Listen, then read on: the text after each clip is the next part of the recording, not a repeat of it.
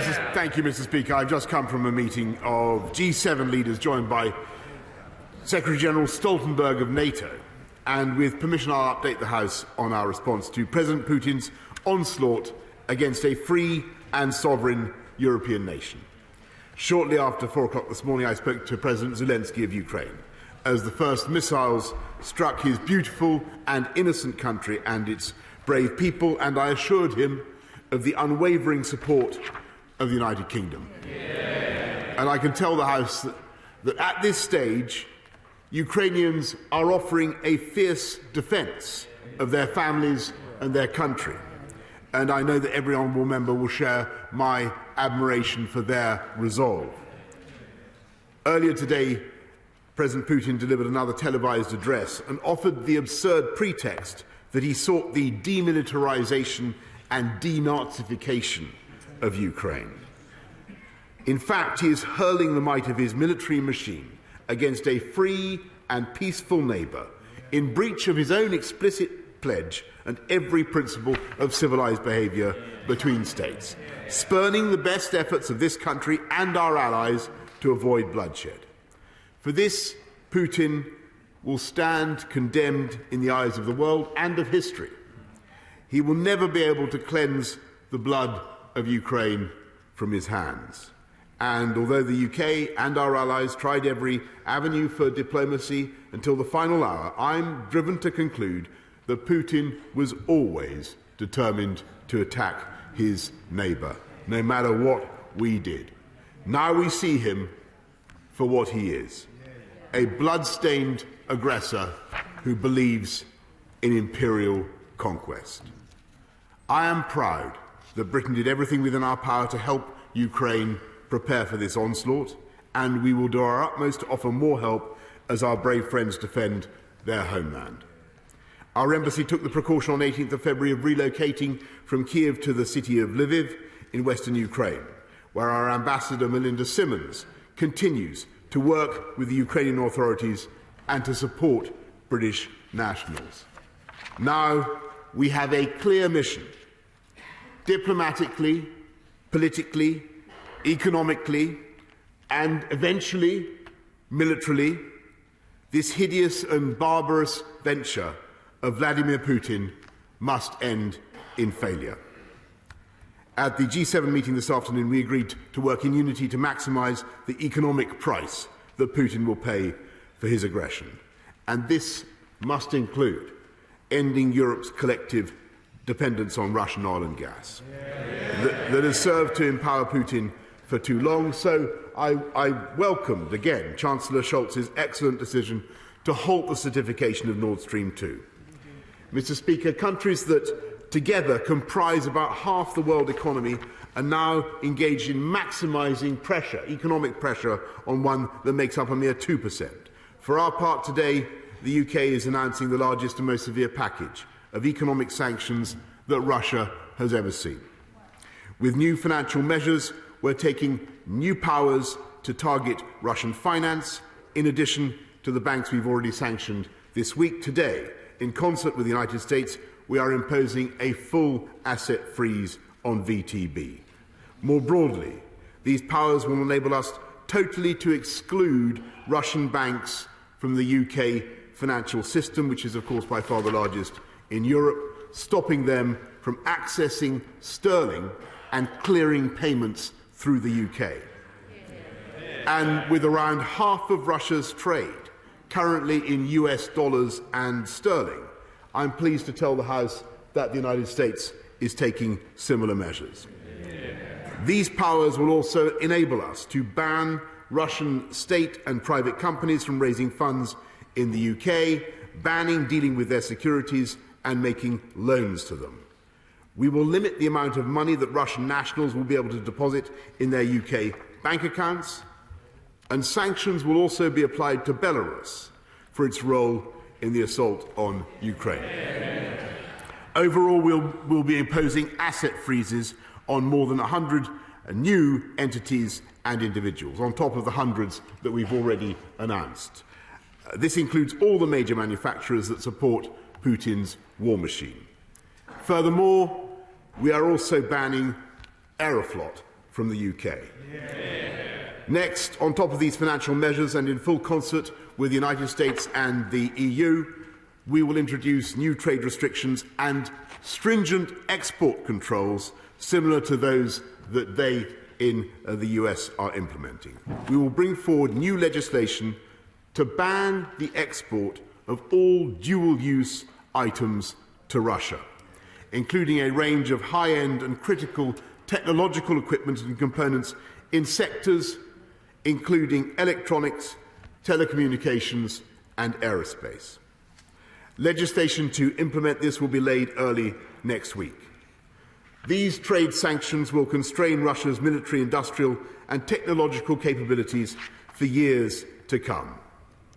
We're bringing forward measures on unexplained wealth orders from the Economic Crime Bill to be introduced before the House rises for Easter. And we will set out further detail before Easter on the range of policies to be included in the full bill in the next session, including on reforms to Companies House and a register of overseas property ownership.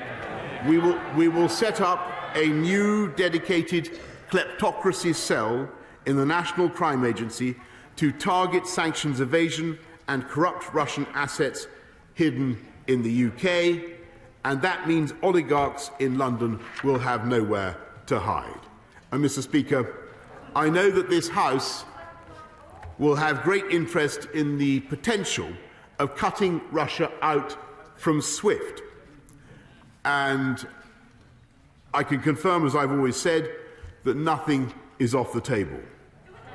But for all these measures to be successful, it is vital that we have the unity of our partners, the unity in the G7 and other fora. And, Mr. Speaker, Russian investors are already delivering their verdict on the wisdom of Putin's actions.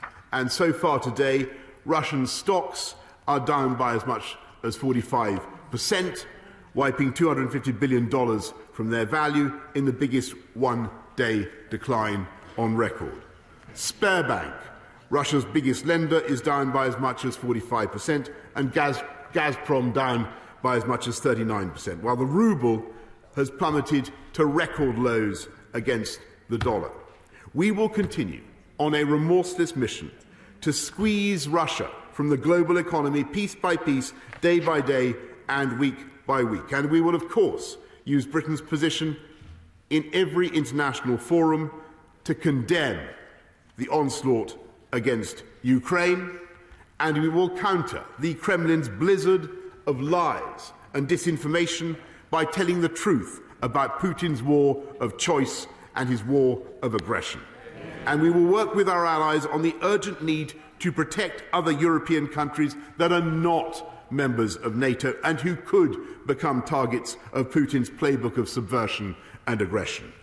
And we will resist any creeping temptation to accept what Putin is doing today as a fait accompli. There can be no creeping normalisation, not now, not in the months to come, not in the years ahead. We must strengthen NATO's defences still further. And so today I called for a meeting of NATO leaders, which will take place tomorrow, and I will be convening the countries that contribute to the Joint Expeditionary Force, which is led by the United Kingdom and comprises both NATO and non-NATO members. Last Saturday, I warned that this invasion would have global economic consequences, and this morning the oil price has risen strongly. The government will do everything possible to safeguard our own people from the repercussions for the cost of living. And of course we stand ready to protect our country from any threats, including in cyberspace. Above all, the House will realise the hard and heavy truth that we now live in a continent where an expansionist power, deploying one of the world's most formidable military machines, is trying to redraw the map of Europe in blood and conquer an independent state by force of arms. And it's vital for the safety of every nation that Putin's squalid venture should ultimately fail and be seen to fail. However long it takes, that will be the steadfast and unflinching goal of the United Kingdom. I hope of every member of this House and every one of our great allies, certain that together we have the power and the will to defend the cause of peace and justice as we have always done. And I say to the people of Russia, again, whose president has just authorized an onslaught against a fellow Slavic people, I cannot believe that this horror is being done in your name, or that you really want the pariah status that these actions will bring to the Putin regime. And to our Ukrainian friends, in this moment of agony, I say that we are with you and we are on your side. Your right to choose your own destiny is a right that the United Kingdom and our allies will always defend, and in that spirit I join you in saying Slava Ukraini, and I commend this statement to the House. I now call the Leader of the Opposition, Keir Starmer. Thank you, Mr. Speaker. In this dark hour, our thoughts, our solidarity and our resolve are with the Ukrainian people. Invading troops march through their streets. Missiles shell their cities. They've been cast into a war through no fault of their own, because Putin fears their freedom and because he knows that no people will choose to live under his bandit rule unless forced to do so at the barrel of a gun. The consequences of Putin's war of aggression will be horrendous and tragic for the people of Ukraine, but also for the Russian people, who've been plunged into chaos by a violent elite who have stolen their wealth, stolen their chance of democracy, and stolen their future. And we must prepare ourselves for difficulties here. We will face economic pain as we free Europe from dependence on Russian gas and oil and clean our institutions from money stolen from the Russian people. But the British public have always been willing to make sacrifice to defend democracy on our continent, and we will again. The consequences of Putin's actions will be felt throughout the world for years, and I fear for decades to come. Russia's democratic neighbours and every other democracy that lives in the shadow of autocratic power are watching their worst nightmare unfold. So all of us who believe in democracy over dictatorship, in the rule of law over the reign of terror, in freedom over the jackboot of tyranny, must unite and take a stand.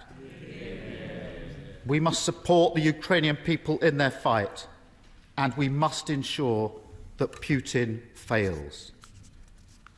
Putin will eventually learn the same lesson that European tyrants learned in the last century, that the resolve of the world is harder than he imagines, that the people's desire for freedom burns brighter than he can ever extinguish, and that the light of liberty will prevail over his darkness. For that to happen, we must make a clean break with the failed approach to handling Putin, which after Georgia, after Crimea, after Donbass, has fed his belief that the benefits of aggression outweigh the costs. We must finally show him that he is wrong. That means doing all that we can to help Ukraine defend herself by providing weapons, equipment and financial assistance, as well as humanitarian support for the Ukrainian people. We must urgently reinforce and reassure our NATO allies in Eastern Europe, who now stand at the frontier of Putin's aggression. And the hardest possible sanctions must be taken against the Putin regime. It must be isolated, its finances frozen, its ability to function crippled.